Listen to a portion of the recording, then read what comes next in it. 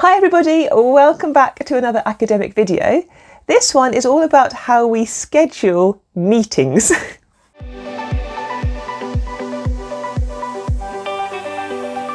If you're new, thank you for clicking on the video. If you're a returning subscriber, it is lovely to have you back. My name is Caroline. I'm a UK-based university physics lecturer. And as an academic working here in the UK, my job role combines research and teaching and an admin duty or two within the department. And it means that my working week can be full of meetings, but there may be meetings for like something to do with research, something to do with teaching, something to do with admin, and I need to juggle them effectively to have a productive working week. I've noticed, looking at my calendar, that over the last few years I've kind of changed how I'm starting to arrange and organise my meetings, and I suspect in part that's because I've gone from all my meetings being in person to now being in a much more of a hybrid working environment where some of my meetings are in person still, but some are also online. And in this video, I just thought I'd share tactics that work a little bit for me about how I organise my working week.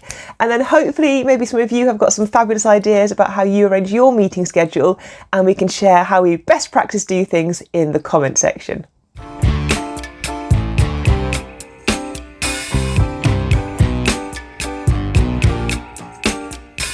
As an academic, I supervise different groups of students. So I've got PhD students, I've got master's group project students, I've got bachelor's project final year students, I've got personal tutees. There's a whole kind of mix of meetings that I need to make sure that I'm having with these different groups of students. And I find that I tend to kind of cluster the student meetings together a little bit by where they are in their academic studies. So quite often I'll arrange to meet with my PhD students at the start of the week. So if I can, a Monday, sometimes a Tuesday. And I like to do that because it then makes sure that I can touch base with the PhD students that week, know what they're going to be working on, know if they've got any travel coming up, need any support from me. It's kind of a nice check-in right at the beginning of the week to make sure they're all aligned for their working activities. And then at the moment, I'm tending to put undergraduate meetings towards the end of the week. So our undergraduate course at the moment has a very busy Monday, Tuesday and Wednesday for our physics students. And obviously Wednesday afternoon is off because it's a sports or a kind of a free afternoon. And then Thursdays tend to be a bit quieter, and then a kind of a busy Friday morning for the students. So I will try to slot my undergraduate meetings with my students in on a Thursday or on a Friday afternoon. And again, I'll do them by group. So if I can, I'll avoid going from a master's level student meeting to a bachelor's level student meeting, back up to a PhD student meeting. I'll try to kind of group them together. So like I'll see 3 of my master's tutees either at the same time or back to back in meetings. I will try to put my BSc student project meetings on the same day. I'll try to have my PhD student meetings on the same day. And it just means that in my head I can be organised to meet that particular kind of category of student, and I haven't got to kind of get notes and jump between the different kind of year groups and the different activities.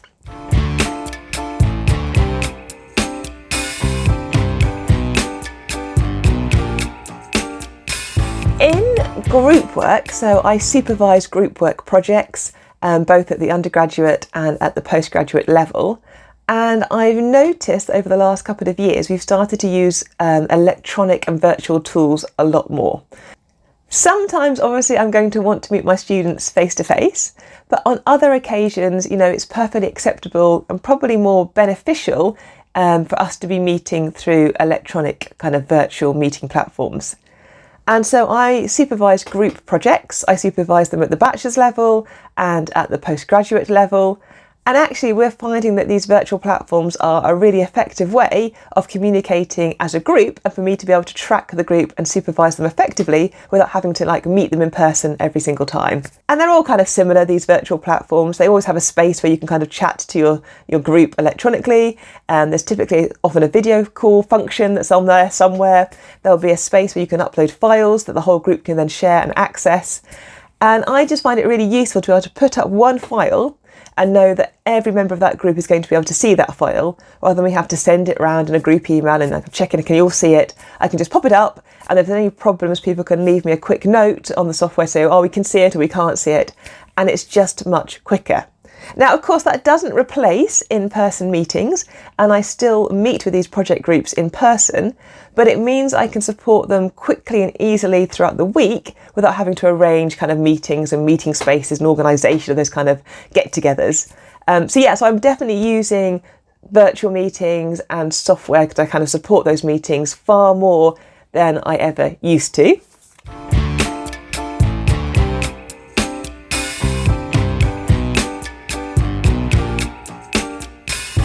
I also think I'm typically scheduling my meetings, if I can, to be in the middle part of the day. So my university has, policies where we try not to put meetings at the very start or the very end of the day, and that's to support staff who obviously got caring responsibilities outside of the workplace. And actually, I just find it works best if I put my meetings, if I can, around the middle of the day. It allows me to do some technical work or some teaching or some research work in the morning, then have some meetings, and then go back to technical or research work. And when I'm going onto campus and I'm working, on my campus office and I'm meeting people there, I will try to put these meetings fairly close together. If I can, I'll avoid putting them back to back, because it's nice to have a little break and get a cup of tea, nip to the loo between these meetings. But yeah, I will typically have meetings for half an hour, 45 minutes, and I will try to put 2 or 3 in quick succession, and then I can close the meetings off and get back to doing some research or some teaching. It's probably a video for another day, but I try to go into these meetings with a clear objective as to what, if I'm teaching or supervising, that I'm trying to make sure is accomplished. Obviously, it doesn't always go to plan. Meetings can change format, things can pop themselves up that you weren't expecting to hear about in meetings that need immediate action or response. But typically I'll try to go into each meeting with a couple of clear objectives, and then I'll try my very best efforts to make sure that we close that meeting with those objectives or action items having been tackled.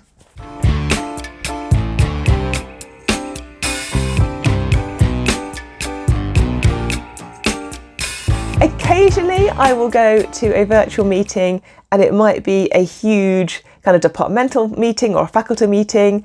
And if they are virtual, then of course it's very tempting to be in that meeting and to do something else at the same time. Sometimes I do that and sometimes I won't do that.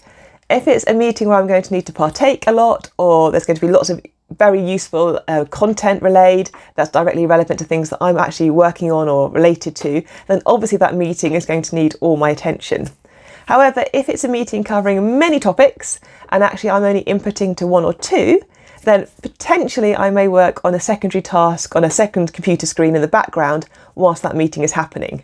Obviously you have to pay attention to the meeting still. I'm still listening into what's going on, and I usually make that secondary activity quite a simple one. It's not something where I'll do marking or anything complicated. It's usually a kind of bookkeeping activity that I'll do in the background whilst I'm listening to the meeting. If I'm in an in-person meeting, I really try not to have laptop screens or my phone out.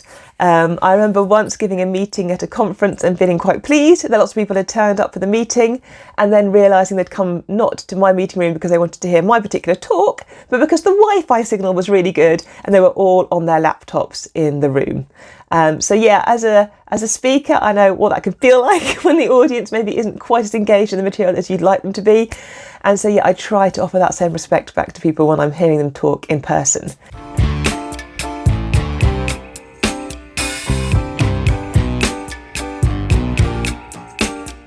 And the other thing I do when scheduling my meetings is learning when to say no.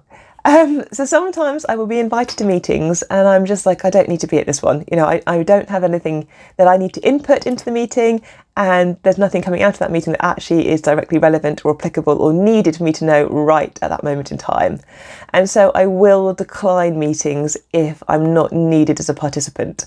It doesn't happen that often. The university is quite good at only requesting meetings when you're really needed to be there. But I have found from past experience that sometimes I've been kind of stuck in meetings and thought, oh, I don't need to be in this one really. And so, yeah, I try these days to prevent that from happening in the first place. Have I snuck out of meetings recently? Only 1 or 2 when I was teaching. So usually when I'm in a meeting, I book out that time. But obviously if I've got teaching activities going on, then sometimes you may need to sneak out of a meeting a little bit early. Yeah, they are, I guess, my tactics for how I schedule meetings. I'm sure there are plenty of others, so let me know in the comments, what are your top tips for how you arrange your working week diary? Do you have too many meetings, not enough meetings? Do you find yourself at meetings that you don't need to be at? How do you plan the meetings in your week? And, your top tips for being effective would be really awesome. So leave me a note in the comments. If you're new around here, do think about subscribing. It's an academic space where we talk about all things related to university life and being a scholar. I'm here every Monday, so I'll see you next week for another academic video. In the meantime, take care, stay safe, and I'll see you next Monday. Bye.